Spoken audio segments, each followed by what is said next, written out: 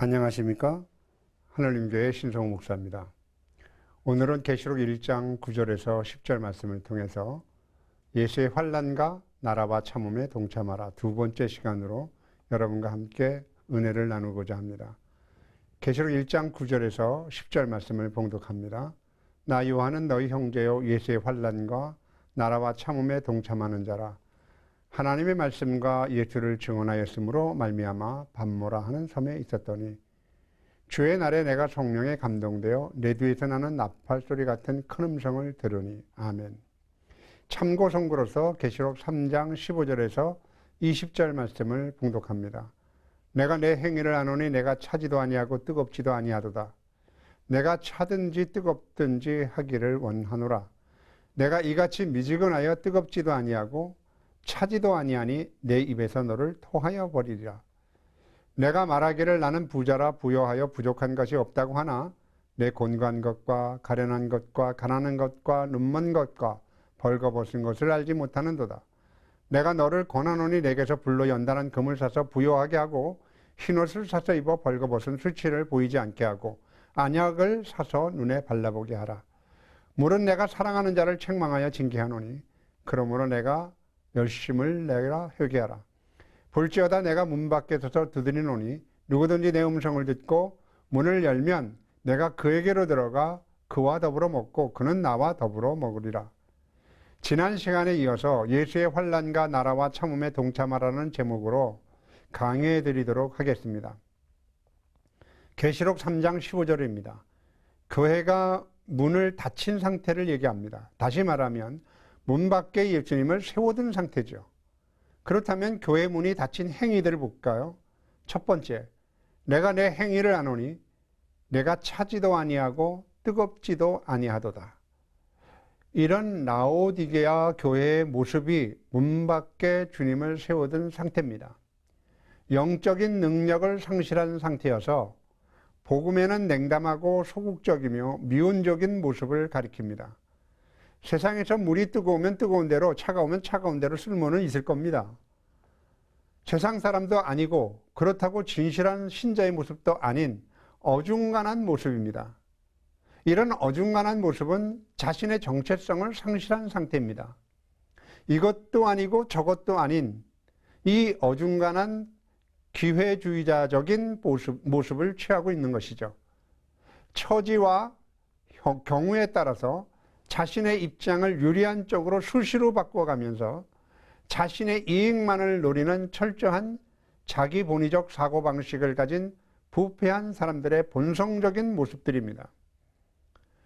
그러나 세상에서는 이런 사람들을 처세술이 뛰어나고 그때그때 처한 형편에 맞춰 그 자리에서 결정하거나 처리하는 임기응변에 탁월한 지혜로운 사람들로 생각합니다. 내가 처한 형편에 따라서 그때마다 뱃속을 채우기 위하여 인생을 결정하며 여러분 만약 살아간다면 그들의 신은 배요, 그들의 마침은 멸망일 수밖에 없는 땅의 일을 생각하는 자일 것입니다. 이익이 생기면 의로움을 먼저 생각하라는 옛 성현들의 말처럼 신자들은 인생의 확실한 길표와 표목이 의로움이라는 가치이기 때문에 신자들은 예수님을 믿고 그분의 십자가를 의지하고 양보할 수 없는 그의 말씀과 교훈을 생명이나 유익보다 더 중요하게 여기며 살아가는 사람들이 되어야 합니다. 이런 사람들을 하나님은 보시기에 참 좋았더라 말씀하실 겁니다. 여러분이 잘 알고 있는 짤막한 이솝 우화 한 토막을 소개합니다. 새들과 들짐승들 사이에 치열한 전쟁이 벌어졌습니다. 전세가 어느 쪽으로 기울어질런지 아무도 알 수 없었습니다. 박쥐는 그 가운데서 생각을 합니다. 들짐승들 수가 더 많고 몸집도 더 큰 것을 보고는 자신들의 날개를 접어 감추고 들짐승 편에 서기로 결정했습니다. 그런데 갑자기 독수리가 새들의 구원군으로 등장해서 전세가 새들 쪽으로 기울어졌습니다. 그러자 박쥐는 새들 편으로 가서 들짐승들을 공격했습니다. 전쟁은 새들의 승리로 끝났지만 박쥐는 새들에게 재판을 받아 온몸의 털이 모두 뽑히고 어두운 동굴 속에서 평생을 살아야 하는 형벌을 받았다고 합니다. 결국 박쥐가 새도 들짐승도 못되고 모두에게 배척받은 것입니다. 이솝이 박쥐 이야기를 썼던 그리스 시대에도 박쥐 같은 인간들이 어지간히 많았던 모양인데 눈에 실핏줄이 터지도록 눈치껏 살아야 하는 21세기에 이 대한민국에 어찌 박쥐 같은 교인들이 왜 없겠습니까? 수많은 박쥐 같은 교인들이 때로는 날아다니고 때로는 뛰어다녀서 도무지 종잡을 수는 없지만 언젠간 주님의 입에서 그들을 토해내침을 받을 것입니다. 이런 영적인 상태를 선호하는 사람들의 신앙가는 내가 손해를 보지 않는 한도 내에서 적당히 믿으라고 목청을 높일 것입니다. 유별나게 너는 믿는구나, 혹은 야 믿어도 대충 믿으라, 바로 그 말입니다. 그러나 여러분 생각해 보십시오. 이 적당이라는 신앙관을 가진 사람들 대부분이 세상에서 꼭 문제를 일으킵니다. 그리스도인들의 부정과 부패는 항상 하나님을 적당히 믿기 때문에 일어나는 일들입니다. 주님은 신자들에게 말씀하십니다. 마태복음 22장 37절입니다. 예수께서 이르시되 내 마음을 다하고 목숨을 다하고 뜻을 다하고 주 너희 하나님을 사랑하라 하셨습니다. 사랑하는 성도 여러분, 신앙생활의 열정을 회복하시기를 바랍니다. 하나님께 대한 사랑의 열정을 회복하지 못하면 그날에 그리스도로부터 냉정한 거절을 당하게 될 것입니다. 성경은 무엇을 말하고 싶은 것일까요? 하나님을 사랑하는 일에 올인하라는 말씀입니다. 이 말씀의 의미는 하나님을 내 마음의 주인으로 삼으라는 뜻이죠. 성도는 미지근한 회색 상태에 있어서는 안 될 겁니다. 곧 마음으로 두 주인을 동시에 섬길 수 없음을 주님은 이미 말씀하셨음을 기억하시기를 바랍니다. 두 번째로 내가 말하기를 나는 부자라 부요하여 부족한 것이 없다고 하나 내 곤고한 것과 가련한 것과 가난한 것과 눈먼 것과 벌거벗은 것을 알지 못하는도다 라고 얘기했습니다. 나는 부자요 부요하여 부족함이 없는 물질의 풍요로움만 자랑하며 자기 교만에 빠진 라오디게아 교회를 보시는 주님의 판단은 어떠합니까? 영혼의 곤고함과 가련함, 영적인 가난함, 영적인 세계를 보는 마음의 눈이 멀어져 버린 것, 그리고 영혼의 헐벗은 비참하고 불쌍한 모습들입니다. 가련하나 가련한 줄을 모르고 가난하지만 가난한 줄 모르고 소경이나 눈먼 줄을 모르고 벗었으나 벌거벗은 수치나 부끄러움을 알지 못하는 자들은 어린아이나 정신이 나간 사람들일 겁니다.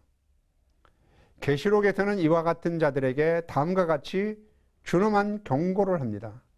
계시록 16장 15절입니다.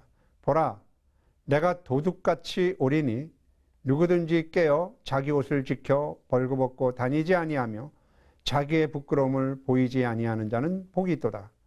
아멘. 그러므로 우리는 주의 가까움을 볼수록 열심을 회복해야 합니다. 여러분들이 주님을 만나고 주님 앞에 지난 죄와 허물을 고백하고 눈물로 회심하신 적이 있었을 것입니다. 이런 경험이 어떤 분들은 1년, 2년도 안 된 분들도 있지만 어떤 분들은 회심하고 30년, 40년 혹은 50년의 세월이 흐른 분도 계실 겁니다. 그렇다면 말이죠. 그 긴 세월 동안 여러분은 항상 깨어 있었습니까? 여러분의 믿음 생활을 한번 돌아보십시오. 여러분은 항상 깨어 있었습니까? 여러분, 사랑이란 사랑을 하는 동안만큼은 매일매일 새롭습니다. 사랑의 대상을 볼 때마다 설레임이 있습니다. 그리고 이 새로움과 설렘이 있는 동안에는 지루함과 나태함이 있을 수는 없는 것이죠. 그리고 이 지루함과 나태함은 영혼의 실증과 육체의 게으름이 만들어내는 겁니다. 그러므로 영혼의 실증과 육체의 게으름의 원인은 사랑의 식어짐입니다. 사랑이 식어지면 모든 삶의 활력을 잃어버리게 되고 침체에 빠지게 되는 것이죠. 간혹 우리 부부의 권태기로 하는 그 삶의 위기도 상대에게서 새로움을 발견하지 못하기 때문이지. 그리고 새로움을 발견하지 못하기 때문에 설렘이 사라지는 것이고, 상대에게서 설렘이 사라지게 되면 실증을 경험하게 되어서 권태기를 맞이하게 되는 겁니다. 여러분, 한번 회상하여 지나온 수많은 날들을 한번 기억해 보십시오. 대부분의 날들, 곧 신앙의 많은 날들 안에서 저와 여러분은 하나님과 사랑이 식어져 예배를 드려도 새로운 변화를 경험하지 못하고, 하나님을 만나는 설렘도 없이 영적으로 깊은 잠에 빠져 그저 하루하루를 의미 없는 지난 날들이 있었음을 알게 될 것입니다. 매주일마다 빠짐없이 예배는 드려지고, 종교적으로는 흠없는 모범생 노릇을 하지만 영혼은 잠들어 있어서 살아계신 하나님과의 생생한 교제가 단절되어 예배의 감격이 사라진 채 그날그날을 의미 없이 허탈하게 보내는 가련한 신세였음을 회개하고 하나님과의 열심 있는 사랑을 회복하시기를 바랍니다. 자, 그러면 어떻게 교회 문이 열리게 될까요? 주님이 내리신 조치는 무엇일까요? 내게서 무엇을 사서라고 말씀하십니다. 계시록 3장 18절을 봅니다. 내가 너를 권하노니 내게서 불로 연단한 금을 사서 부요하게 하고 흰옷을 사서 입어 벌거벗은 수치를 보이지 않게 하고 안약을 사서 눈에 발라보게 하라. 무릇 내가 사랑하는 자를 책망하여 징계하노니 그러므로 내가 열심을 내라 회개하라. 내게서 불로 연단한 금을 사고 내게서 흰옷을 사서 입고 내게서 언약을 사서 발라보게 하라고 권면하십니다. 금과 흰옷과 안약은 내게서, 곧 주님에게서만 사는 것입니다. 다른 곳에서는 살 수 없는 겁니다. 그러면 어떻게 사야 될까요? 이사야 선지자의 예언대로 돈 없이 값 없이 와서 사는 것입니다. 돈 없이 값 없이 사라는 말은 공짜로 사라는 말이 아닙니다. 값을 매길 수가 없고 돈으로는 살 수가 없는 무한한 가치를 말하는 겁니다. 주님에게서만 가서 살 수 있는 이 금과 옷과 안약이 단순히 세상에서 보는 상업적인 행위로 생각해서는 안 될 겁니다. 먼저 우리말로 사다라고 번역된 헬라어 이 단어는 아고라조라는 단어입니다. 고대 헬라어 문헌의 용법으로 동사 아고라에서 유래된 단어입니다. 역사적인 의미로 고대 그리스 폴리스에서는 곧 아고라라는 장소가 있었습니다. 그래서 이 아고라라는 말은 시장에 나오다 사다 등의 의미를 지닌 아고라조에서 비롯된 시민 일상생활의 중심이 되면서 사람들이 모이는 집결지인 시장이라는 의미로 사용됐습니다. 또 한편 신앙적인 의미로 이 단어가 헬레니즘 시대에 일반적으로 노예들을 사는 것을 나타내는 용어로 사용됐습니다. 이례적인 노예 해방의 관습이 분명히 역사적인 아고라조의 의미와 연관되어 있지 않다고 할지라도 이 말은 신약의 용례상 매우 중요한 구속이라는 의미를 갖게 됩니다. 따라서 우리는 사다라는 신약에 사용된 이 아고라조의 용례를 살펴보도록 하겠습니다. 마태복음 13장 44절에 나타나는데 천국은 마치 밭에 감춘 보화와 같으니 사람이 이를 발견한 후 숨겨두고 기뻐하여 돌아가서 자기 소유를 다 팔아 그 밭을 사느니라.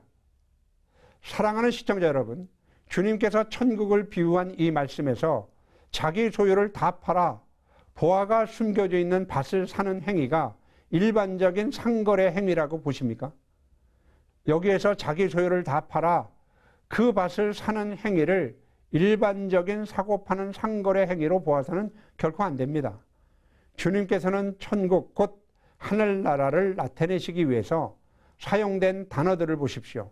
밭, 감추인 보화, 자기 소유를 팔고 밭을 사는 것 등 세상에서는 단순한 뜻을 가진 쉬운 단어겠지만 하늘나라를 가르쳐 주시기 위하여 사용된 이 세상 단어들은 하늘나라를 나타내기 위한 함축된 비밀스러운 하늘의 언어들입니다. 성경은 다음과 같이 말합니다. 고린도전서 3장 9절입니다. 우리는 하나님의 동역자들이요 너희는 하나님의 밭이요 하나님의 집이니라. 저와 여러분이 하나님의 밭입니다. 골로새서 2장 3절에 그 안에는 그리스도 안에는 지혜와 지식의 모든 보화가 감춰져 있습니다. 보화는 그리스도입니다. 밭에 감춘 보화는 그리스도입니다. 자, 밭은 우리고 우리 속에 감추어진 것은 바로 그리스도라는 형상입니다. 창세기 1장 27절 하나님이 자기 형상 곧 하나님의 형상대로 사람을 창조하시되 남자와 여자를 창조하시고 라고 했습니다. 사람은 하나님의 형상으로 지음을 받은 존재입니다.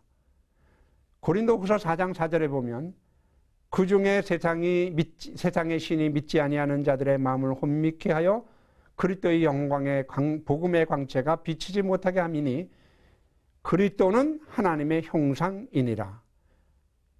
그리스도가 하나님의 형상입니다. 우리 안에는 하나님의 형상대로 지음을 받았습니다.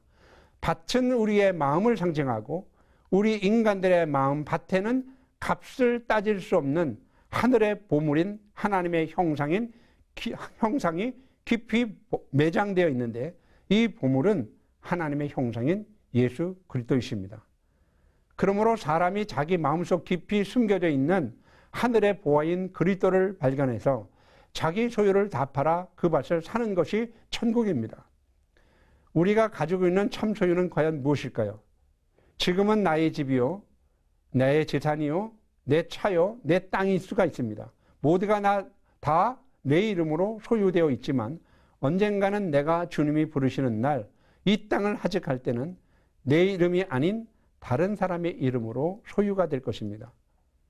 그러나 내가 죽음을 넘어서라도 가지고 갈 수 있는 나의 참된 소유가 있습니다.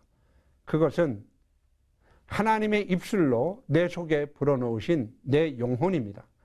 영혼은 아무도 가져갈 수가 없고 누구에게도 줄 수 없는 겁니다. 그런 의미에서 나의 진정한 소유는 나의 영혼입니다. 그럼 이 영혼을 팔아서, 소유를 팔아서 밭을 산다는 것은 무슨 뜻일까요? 이 영혼을 판다는 말은 세상에서도 한 곳에 마음을 집중하여 빼앗기면 어디에 정신을 팔고 다닌다라고 말하지 않습니까? 마음을 다하고 뜻을 다하고 정성을 다하고 목숨을 다하고 주님을 사랑하는 일에 나의 영혼을 집중해야만 살 수 있는 밭은 어린 양의 피가 뿌려져서 십자가의 구속의 효력을 발생하는 우리 마음의 밭이니 이 밭을 사게 되면 그는 바로 천국을 소유하는 자가 될 것입니다. 이와 같이 하나님의 나라에 관련된 산다는 단어의 용법은 구속의 성취와 깊은 관련이 있는 의미를 가지고 있는 것입니다. 그러므로 계시록 3장 18절에서 나타난 내게서 무엇을 사서라는 단어 아고라는 곧 기독교인들을 예수 그리스도의 피로 사는 것을 묘사합니다. 이것은 분명히 헬라 시대의 노예 시장에 관한 그 시대의 전문 용어를 배경으로 구속함을 반영한 것인데 사도 바울의 고백을 한번 들어보십시오. 고린도전서 6장 20절입니다. 값으로 산 것이 되었으니 그런즉 너희 몸을 하나님께 영광을 돌리라. 아고라는 단어 사다를 사용해서 우리들이 죄의 노예에서 그리스도의 핏값으로 구속됨을 나타내기 위하여 사용된 겁니다. 고린도전서 7장 23절입니다. 같은 의미를 나타냅니다. 너희는 값으로 사신 것이니 사람들의 종이 되지 말라. 여러분, 이 두 구절에서 아고라조라는 이 산다는 단어는 바울의 선교의 일종의 슬로건입니다. 그 중요한 요점은 기독교인들이 죄의 사슬에 묶여 있다가 자유함을 얻는 것만을 의미하는 것이 아니라 그리스도의 소유가 되었다는 것을 선언하는 단어입니다.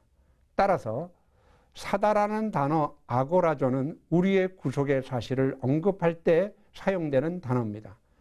특별히 계시록에서는 계시록 5장 9절을 보면 아고라조라는 단어를 어린 양의 위대한 십자가로 이루신 구속의 성취를 나타낼 때 사용되었습니다.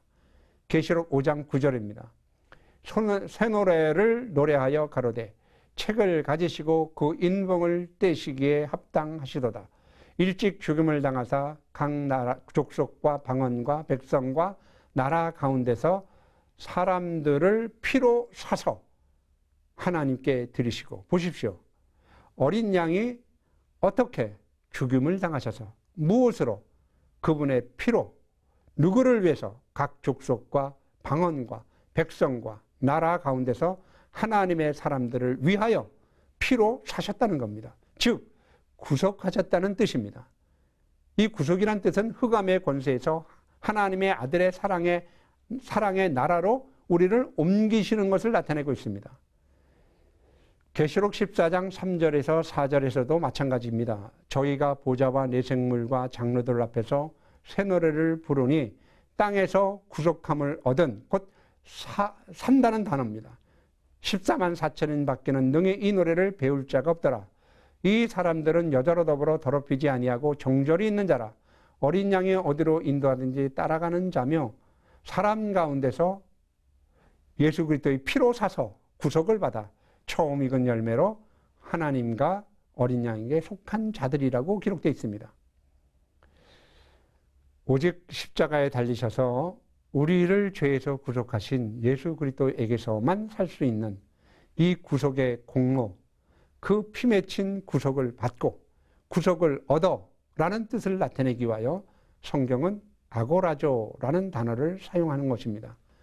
그러므로 오늘 본절 계시록 3장 18절에서 내게서 무엇을 사서라는 말은 다음과 같이 해석할 수가 있습니다. 잘 들어보십시오.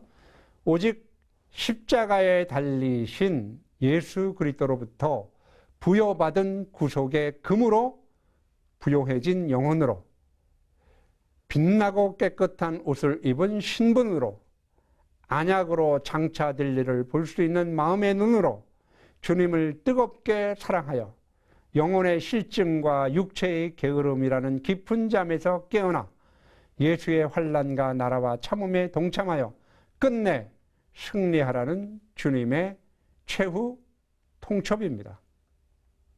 그러면 우리는 이렇게 이기는 자의 축복은 하늘에 열리는 것입니다. 계시록 3장 20절에서 21절 말씀을 봅니다. 볼지어다 내가 문 밖에 서서 두드리노니 누구든지 내 음성을 듣고 문을 열면 내가 그에게로 들어가 그로 더불어 먹고 그는 나로 더불어 먹으리라. 이기는 그에게는 내가 내 보좌에 함께 앉게 하여 주기를 내가 이기고 아버지 보좌에 함께 앉은 것과 같이 하리라. 바로 뒤에 이어지는 말씀을 보십시오. 계시록 4장 1절에서 3절입니다. 이 일 후에 내가 내 마음의 문을 열고 문 밖에 세우던 주님을 영접한 후에, 이긴 후에 내가 보니 하늘에 열린 문이 있는데 내가 들은 바 처음 내게 말하던 나팔소리 같은 그 음성이 이르되 이리로 올라오라. 이후에 마땅히 일어날 일들을 내가 내게 보이리라 하시더라. 내가 곧 성령에 감동되었더니 보라 하늘의 보좌를 베풀었고 그 보좌 위에 앉으신 이가 있는데 앉으신 이의 모양이 벽옥과 홍보석 같고 또 무지개가 있어 보좌에 둘렸는데 그 모양이 녹보석 같더라. 이기는 자는 열린 하늘문 사이로 올라가 보좌에 앉게 되는 생명과 사랑의 삼위일체의 축복을 받게 됩니다. 그러면 우리는 무엇을 이겨야 하며 어떻게 이겨야 합니까? 먼저 영혼의 실증과 육체의 게으름을 이겨야 합니다. 그리고 영혼의 실증과 육체의 게으름은 하나님의 사랑이 식어짐으로 생기는 현상이기에 먼저 하나님께서 공급하시는 사랑으로 이겨야만 합니다. 주를 향한 우리의 진실한 마음을 지치게 만들거나 우리의 삶을 위협하는 내적인 외적인 위기로부터 우리는 하나님이 공급하시는 사랑으로 이겨나가야 합니다. 사도 바울은 말합니다. 누가 그리스도의 사랑에서 우리를 끊으리요? 라는 질문을 우리에게 던지며 우리의 마음을 지치게 만들거나 정렬된 우리의 삶의 질서를 위협하는 것들을 바울은 공개를 합니다. 우리 삶의 질서를 위협하는 것들, 환난, 곤고, 박해, 기근, 적신, 위험, 칼 등이 그리스도의 사랑에서 우리를 끊을 수가 있겠습니까?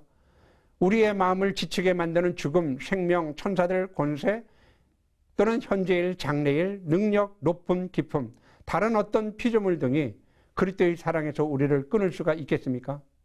성경은 그리스도 안에 있는 하나님을 향한 사랑이 이 모든 것을 이길 수 있다고 선포합니다. 로마서 8장 35에서 37절입니다. 누가 우리를 그리스도의 사랑에서 끊으리요? 환난이나 곤고나 박해나 기근이나 적신이나 위험이나 칼이라. 기록된 바 우리가 종일 주를 위하여 죽임을 당하게 되며 도살할 양같이 여김을 받았나이다 함과 같으리라. 그러나 이 모든 일에 우리를 사랑하시는 이로 말미암아 우리가 넉넉히 이기느니라. 우리의 삶의 다양한 시련과 어려움 속에서 우리는 하나님이 공급하시는 사랑으로 넉넉히 이길 수가 있는 겁니다. 바울은 하나님의 사랑으로 우리의 승리의 확실성을 강조합니다. 하지만 이기는 기쁨만이 아니라 더 큰 기쁨은 하나님의 사랑이 손길이 우리에게서 떠나지 않고 우리의 삶의 순간순간을 간섭하시며 우리를 끝내 마지막까지 인도하신다는 사실입니다. 우리를 사랑하시는 하나님과의 관계를 끊을 수 있는 자가 누구이겠습니까? 누가 우리를 그리스도의 사랑에서 끊을 수가 있겠습니까? 나를 미워하는 나의 고소자입니까? 아니면 나를 불신하는 나의 이웃들입니까? 아니면 나의 영혼을 시시간간 노리는 사탄들입니까? 아닙니다. 그 누구도 하나님 사랑에서 우리를 끊을 수가 없습니다. 우리는 기록된 말씀과 같이 넉넉히 이길 수가 있습니다. 사랑하는 시청자 여러분, 이것을 확신하십시오. 로마서 8장 38절에서 39절. 내가 확신하노니 사망이나 생명이나 천사들이나 권세자들이나 현재일이나 장래일이나 능력이나 높음이나 깊음이나 다른 어떤 피조물이라도 우리를 우리 주 그리스도 예수 안에 있는 하나님 사랑에서 끊을 수가 없으리라. 저와 여러분 모두가 그 어느 것도 하나님의 사랑으로 이길 수 있음을 확신하고 마지막에 끝내 하나님의 사랑으로 승리하는 성도들이 되시기를 예수 그리스도 이름으로 간절히 축원합니다.